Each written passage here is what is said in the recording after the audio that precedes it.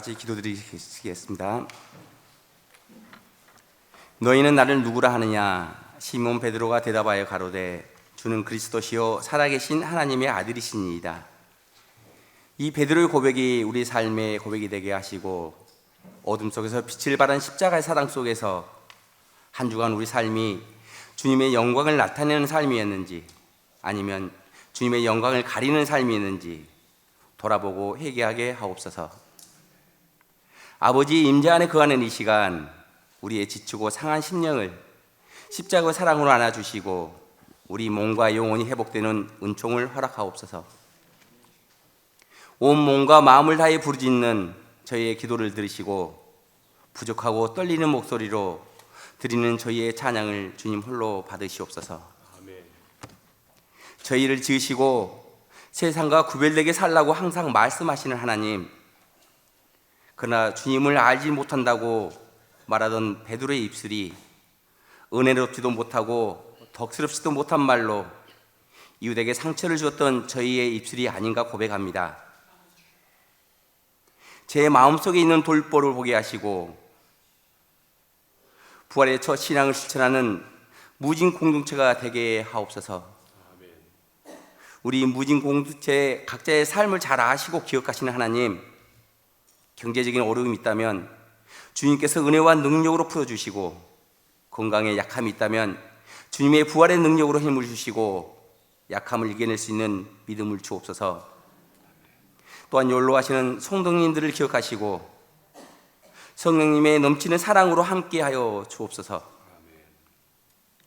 하나님의 뜻이 무너진 어지러운 세상 속에 무진교회를 통해 빛과 소금의 역할을 요구하시는 성령님, 먼저 무진교회가 하나님의 이름만을 높이는 교회가 되게 하시고 무진교회 가족들은 서로 어려움을 이해하고 사랑으로 다가서는 주님이 살아있는 교회가 되게 하옵소서. 교회가 교회답게 성장할 수 있도록 성령님께서 이끌어 주옵소서. 그리고 저희 교회의 신앙을 통해 주님의 의가 드러나는 교회가 넘쳐날 수 있게 하시고 주님의 의가 드러나는 교회를 통해 이 나라의 공의와 정의가 강물처럼 흐르게 하옵소서. 코로나19로 인해 시들었던 우리의 신앙을 부활 신앙으로 회복하게 하옵소서. 우리 무진교회 새 가족 신앙을 주님께서 사랑해 주시고 이들의 신앙을 위해 무진교회가 기도하게 하옵소서. 온몸과 마음으로 헌신하신 올로 장님들의 건강과 신앙을 허락하여 주옵소서. 권사, 안수집사, 임자 후보로 임명된 분들을 주님께서 사랑해 주셔서 교회를 세우는 일꾼이 될 수 있도록 은혜를 내려주시고 축복하여 주옵소서.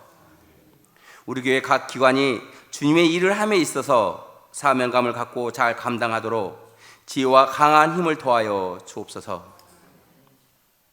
코로나19 이후부터 드리지 못했던 오후 예배를 오늘부터 드리고자 합니다. 이 예배를 통해 무진 공동체가 은혜롭고 믿음이 성장하는 예배가 되게 하여 주옵소서.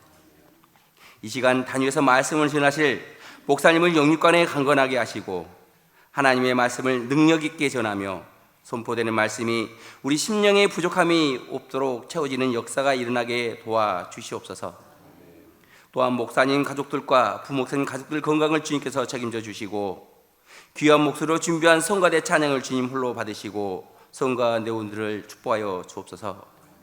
보이지 않는 곳에서 수고한 손길을 기억하시고 이 시간 죽음에서 부활하셔서 우리에게 부활의 첫 열매가 되신 예수님의 이름으로 기도합니다. 신약성경 요한복음 20장입니다.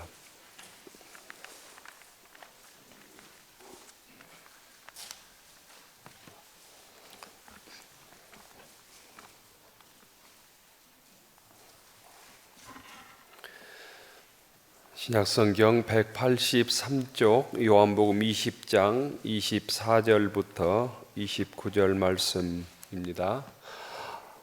교독하겠습니다. 요한복음 20장 24절부터 29절입니다. 24절, 12 제자 중에 하나로서 디두모라 불리는 도마는 예수께서 오셨을 때 함께 있지 아니한지라.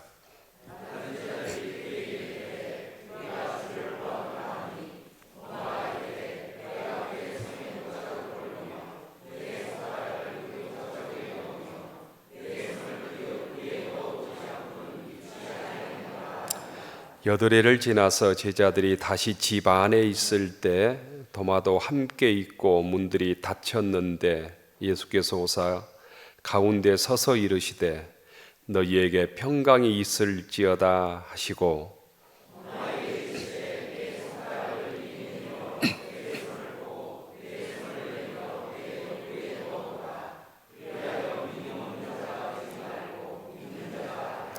도마가 대답하여 이르되 나의 주님이시요 나의 하나님이시니이다. 예수께서 이르시되 너는 나를 본고로 믿느냐 보지 못하고 믿는 자들은 복되도다 하시니라. 아멘. 찬양해 주신 성가대 감사드립니다. 부활절 둘째 주일입니다. 주일전에 나오신 모든 교우들을 주님으로 축복하고 환영합니다. 옆 사람 인사하십시다. 반갑습니다. 잘 나오셨습니다. 부활절 인사를 하겠습니다. 동방종교에서는 부활절 인사를 이렇게 한다고 말씀을 드렸는데요. 제가 예수 그리스도께서 부활하셨습니다 하시면 여러분들은 진실로 부활하셨습니다 이렇게 말씀하십니다. 예수 그리스도께서 부활하셨습니다. 예수 그리스도께서 부활하셨습니다. 주님의 평화가 여러분에게, 주님의 평화 성가대원들에게 표와 함께 하십시다. 강하고 담대하라. 내가 너와 함께하리라. 강하고 담대하라. 내가 너와 함께하리라.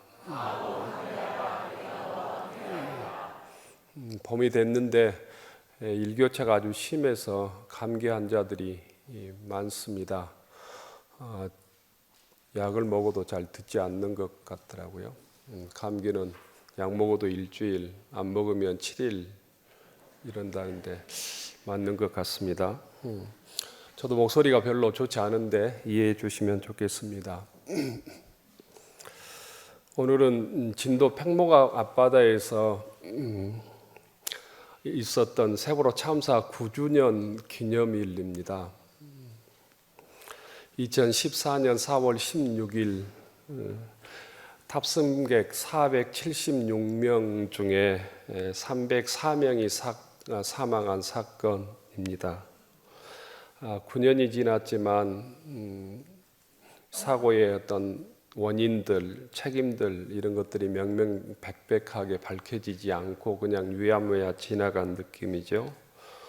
지금도 유가족들은 납득하지 못하고 농성도 하고 투쟁도 하고 아픔을 겪고 있는 것 같습니다. 그때 수학여행 떠난 단원고 학생들 2학년들의 피해가 아주 커서 전 국민들의 트라우마로 남아 있습니다. 그때 제 아들도 고등학교 2학년이었는데 단원고, 안산 단원고를 다녔으면 어찌 됐을까 이런 생각을 많이 했었습니다.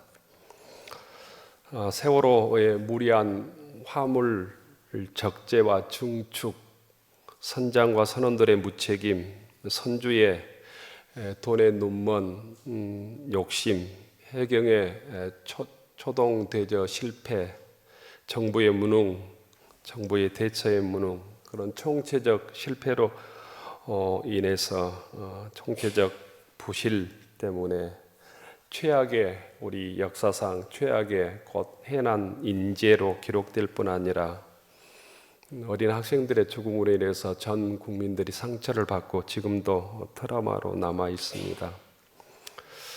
세월호로 인해서 생태 같던 자식을 잃은 유가족들의 아픔이 치유될 수 있을까 생각해 봅니다. 그런 아픔은 계속되고 있고 그 아픔들을 누가 어루만져 줄까 안타깝기 그지없습니다.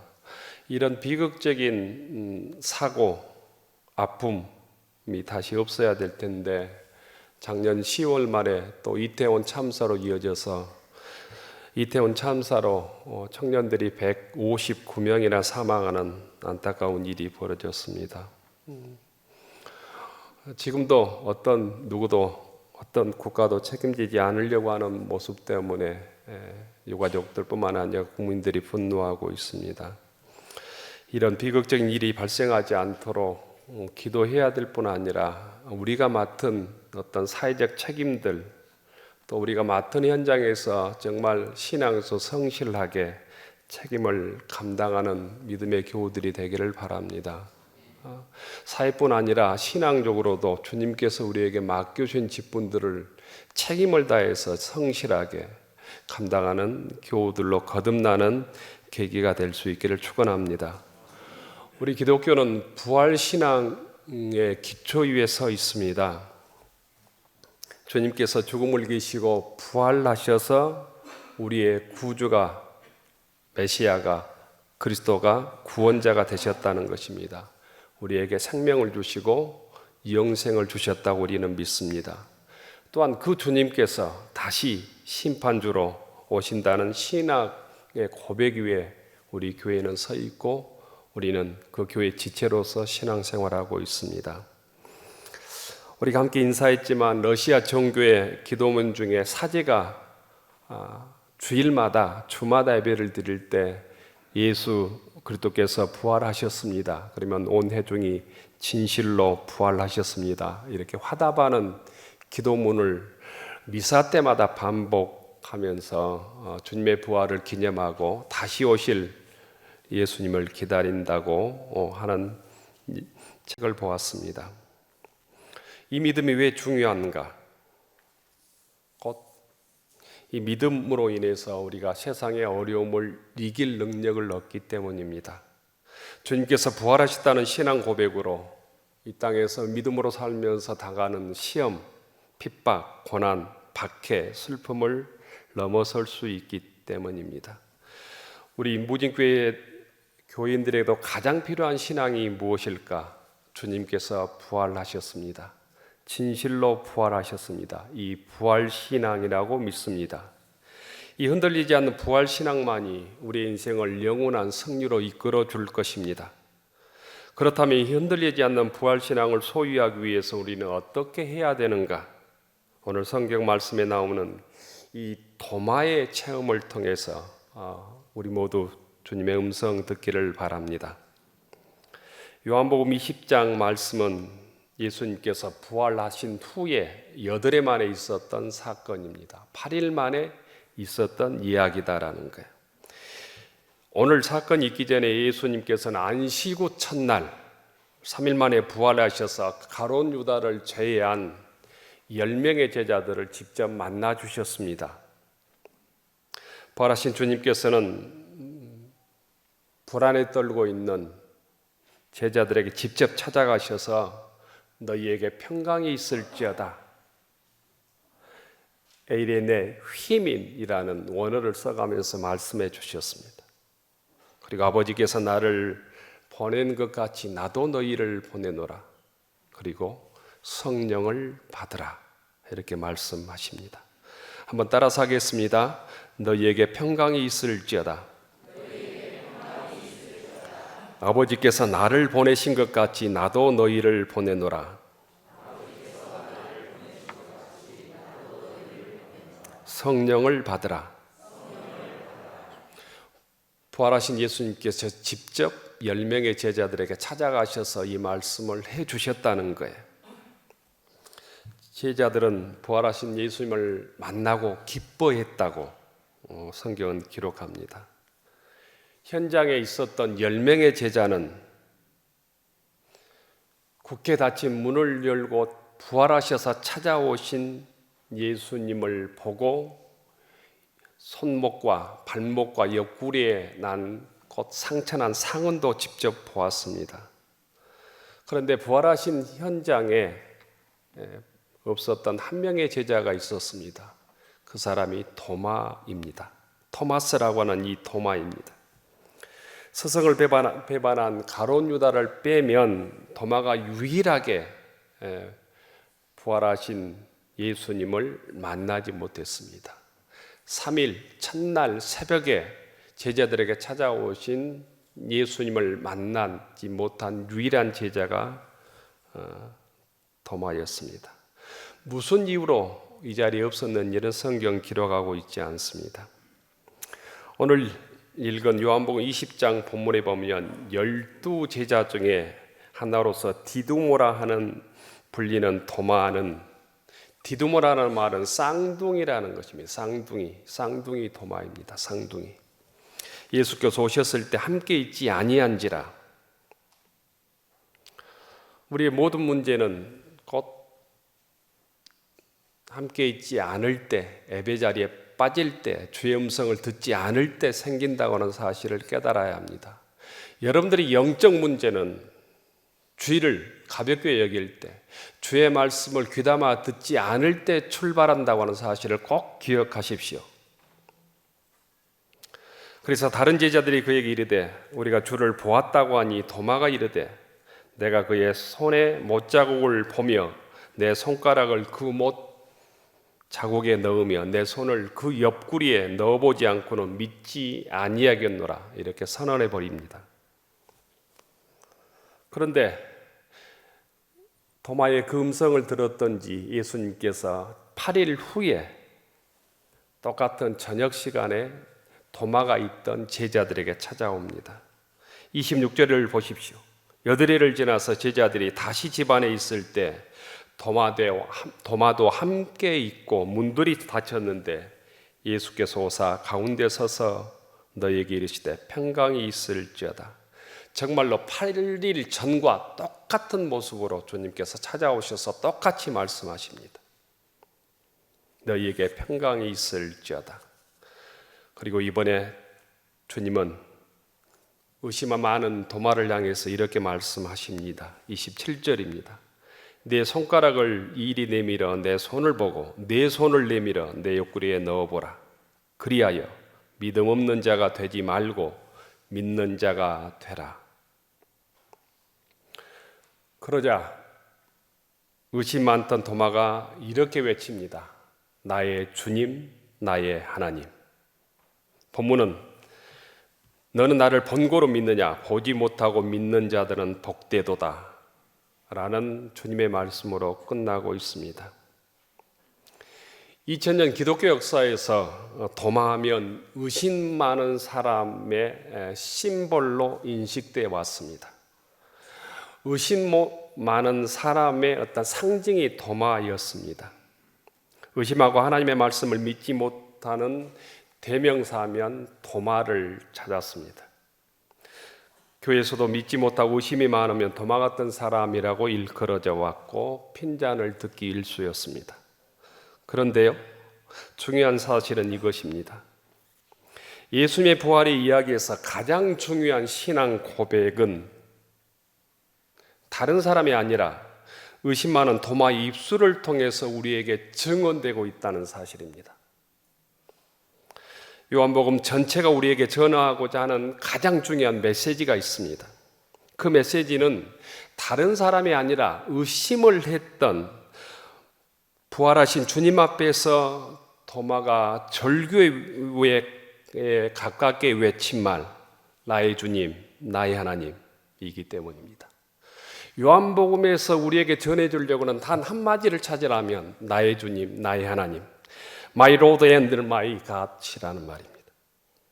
이것이 요한복음이 우리에게 증언하고자 하는 핵심 중에, 복음의 핵심 중에 핵심입니다. 예수 그리스도가 나의 주님, 큐리오스이며 나의 하나님, 데오스입니다. 이게 요한복음의 최종 결론입니다. 그것은 요한 공동체 신앙 고백이었고 그 고백이 다른 사람이 아닌 의심 많은 도마의 입술을 통해서 우리에게 증언되고 있다는 사실입니다. 이것이 신앙의 신비입니다. 모든교회 교우 여러분, 가장 의심 많은 도마를 통해서 우리는 지금 가장 위대한 신앙 고백을 듣고 있는 것입니다. 도마는 어떤 사람인가? 12제자 중에 하나인 도마는 요한복음에 의하면 3번 등장합니다. 맨 처음 등장은 요한복음 11장입니다. 베다니에 사는 마르다의 남동생이고 마리아의 오라버니였던 나사로가 죽었다는 소식을 듣고 예수님께서 베다니로 가자고 말할 때 성경을 보면 디두모라 하는 도마가 우리도 주와 함께 죽으러 갑시다. 이렇게 외칩니다. 이게 요한복음 11장 16절에 나옵니다. 우리도 주와 함께 죽으러 가자. 이렇게 외쳤던 이유는 곧 예수님을 돌로 치려고 했던 많은 위험들이 있었기 때문입니다. 그래서 많은 사람들이 함부로 움직이면 안 된다고 곧 간청했던 시대입니다. 예수님께서 정말 움직이면 죽을 수도 있다고, 언제 돌로 치서 죽음을 당할 수 있는 긴박한 상황이었습니다. 그 상황 속에서 도마는 우리도 주와 함께 죽으러 가자 이렇게 담대하게 외쳤던 사람이 도마였습니다. 두 번째 등장은 요한복음 14장입니다.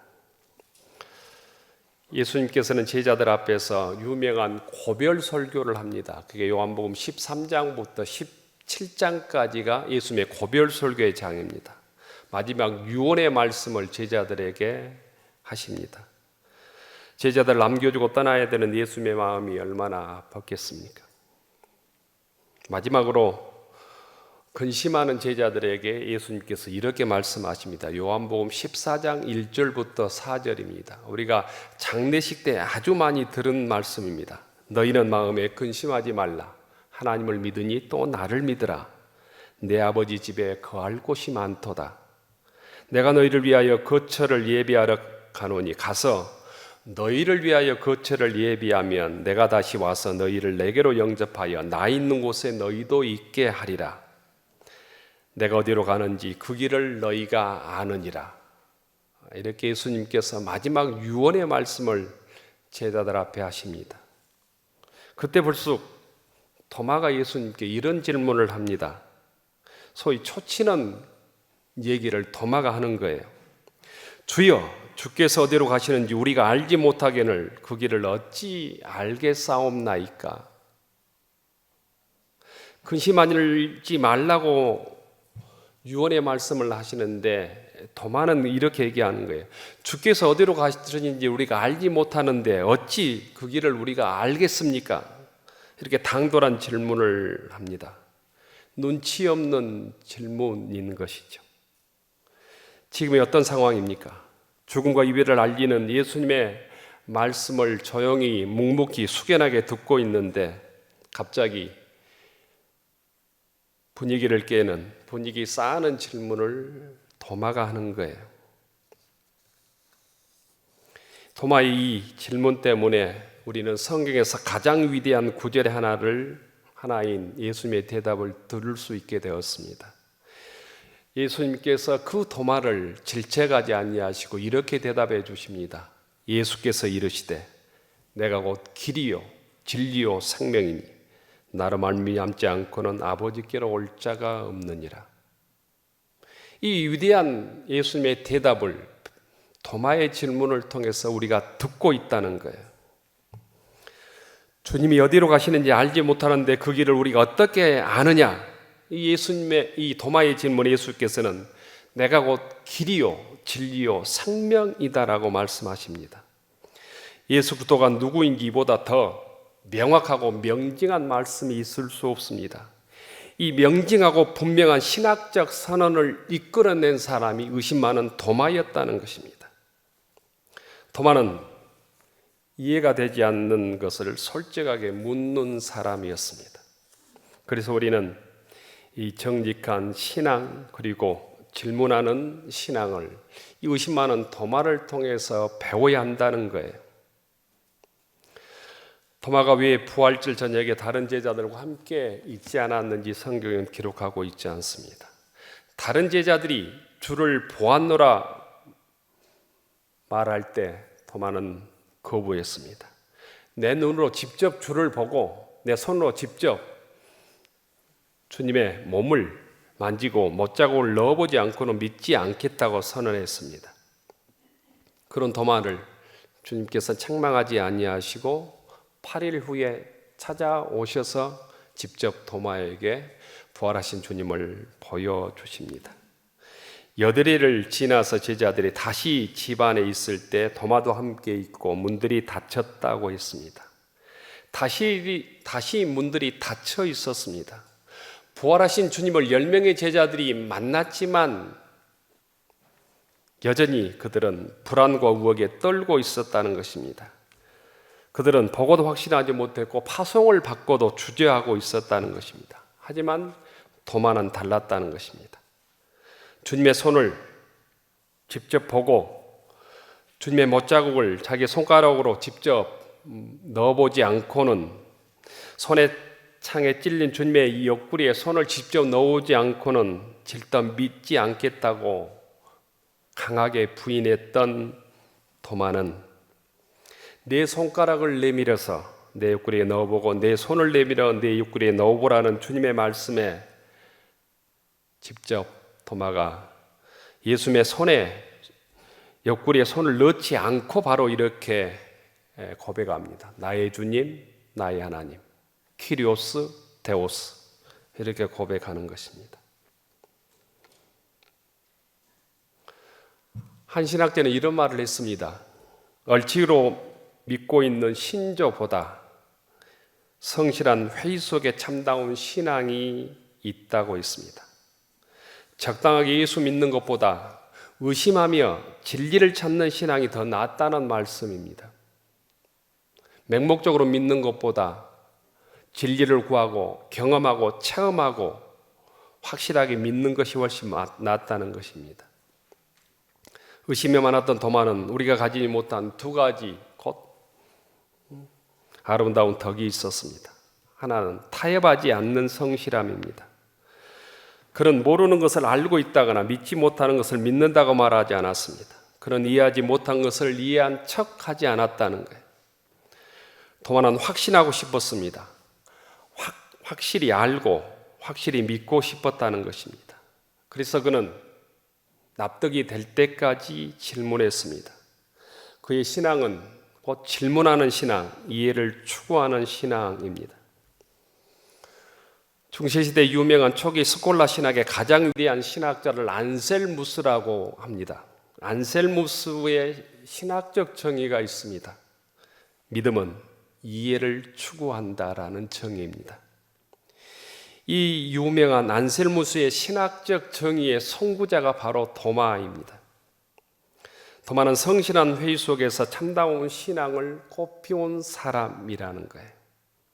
이제는 우혹과 믿음의 단순한 이분법에서 도마의 모습을 통해서 벗어나야 합니다. 모든 질문을 가로막고 무조건 믿는 것이 믿음이라고 강변하는 곧 기독교의 목매주의를 극복해야 된다는 사실이에요. 한국은 반지성주의가 판치고 있습니다. 반지성주의를 전락시켜서 지성과 영성의 편을 가르는 곧 이분법을 이제는 극복해야 합니다. 불행하게도 한국교회는 반지성주의가 판치고 있습니다. 덮어놓고 믿고 곧 목회자의 말에 순종하지 않으면 무슨 큰 천벌이나 받을 것처럼 위협을 가하고 왜곡하고 이런 것들을 극복해야 된다는 것입니다. 기독교의 진리를 왜곡시켜서 자신들의 욕심을 채우려는 소위 종교 지도자들의 유혹과 현혹을 극복해야 된다는, 각자가 질문하고 각자가 진리를 강구하는 구도자의 삶을 살아야 된다는 의미입니다. 그럴 때 한국교회는 그 세상으로부터 부끄러움을 이겨낼 수 있게 될 것입니다. 신앙은 타협하지 않는 성실함과 구도자의 심정으로 진리를 찾아가야 합니다. 주님의 말씀이 진실로 참이라면 그 말씀에 또한 순종해야 하는 것이죠. 도마가 또 하나의 덕목은 의혹을 극복하고 확신에 이르렀을 때 그 확신을 가지고 끝까지 주님을 따랐다는 거예요. 주의 말씀에 순종했다는 것입니다. 요한복음 20장 후에 도마가 어떤 삶을 살았는지 또한 성경은 기록하지 않습니다. 하지만 도마가 멀리 인도에까지 가서 복음을 전하고 세례를 베풀다 순교했다고 하는 전승은 끊임없이 이어져 옵니다. 사도 바울이 복음을 위해서 서쪽으로 갔다면 도마는 복음을 위해서 동쪽으로 간 사람입니다. AD 1세기 향신료 무역을 따라 남인도로 드나들었던 유대 상인들을 따라서 인도에 이르렀다고 얘기합니다. 도마 행전이라고 하는 외경이 있습니다.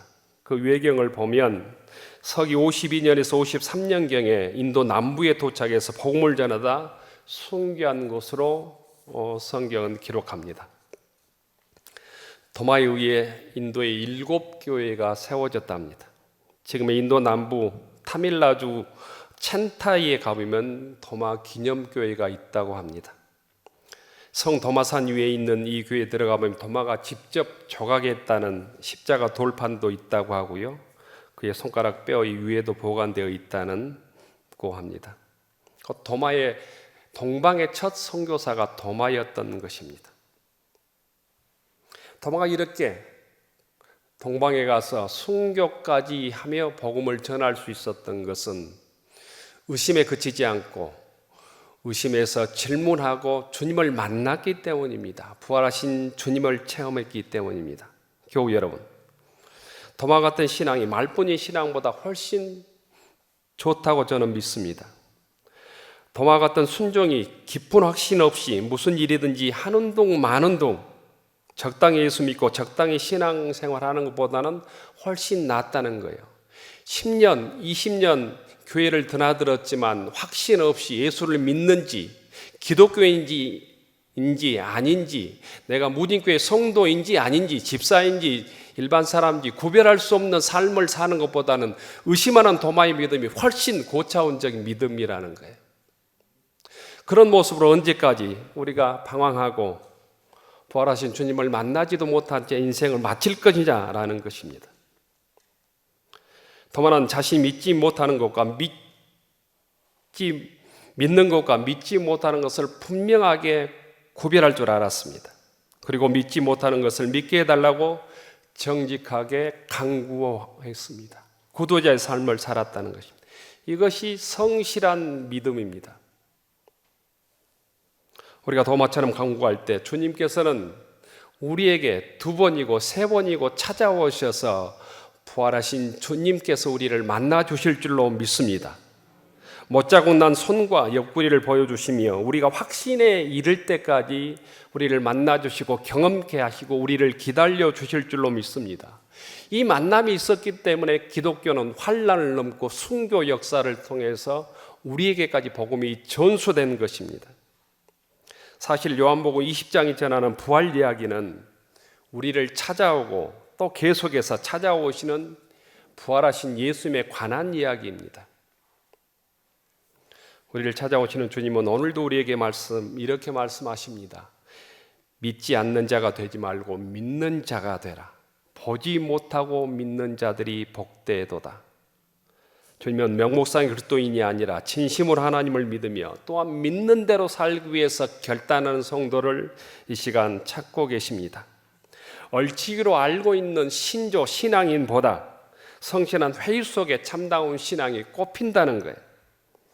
교우 여러분, 우리가 확신이 없다면 도마처럼 질문해야 합니다.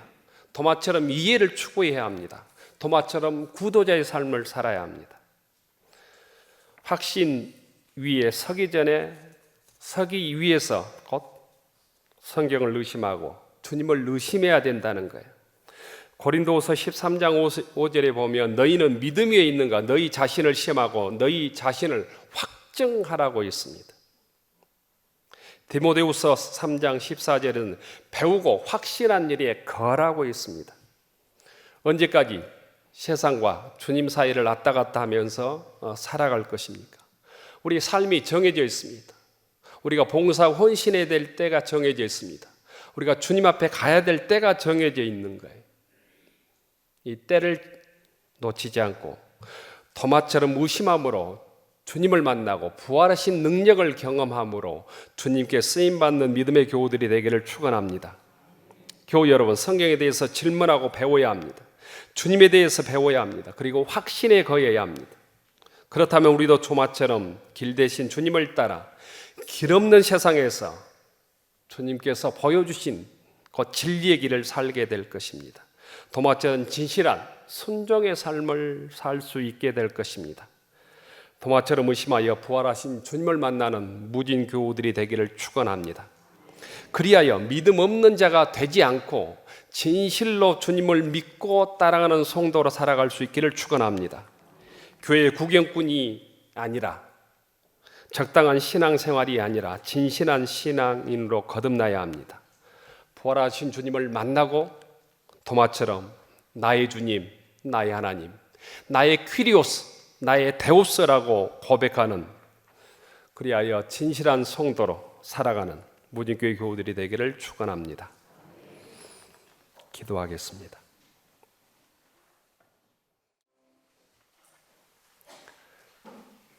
하늘 우러러 축원하옵나니 이제는 죽음을 이기시고 부활하셔서 우리들에게 영원한 승리를 주신 예수님의 은혜와 우리를 사랑하셔서 십자가를 넘어 부활의 승리를 주신 하나님 아버지의 극진하신 사랑하심과 부활의 능력과 소망으로 살아가도록 우리를 도와주시며 지키시는 성령님의 감동 감화 교통하심이 죽음을 이기시고 부활하신 예수님을 나의 주님, 나의 하나님으로 고백하며 부활의 증인으로, 복음의 증인으로 살아가기로 다짐하는 교우들 머리 위에, 우리의 가정과 일터 위에, 우리의 앞길 위에 이제로부터 영원까지 함께하여 주시기를 간절히 축원하옵나이다.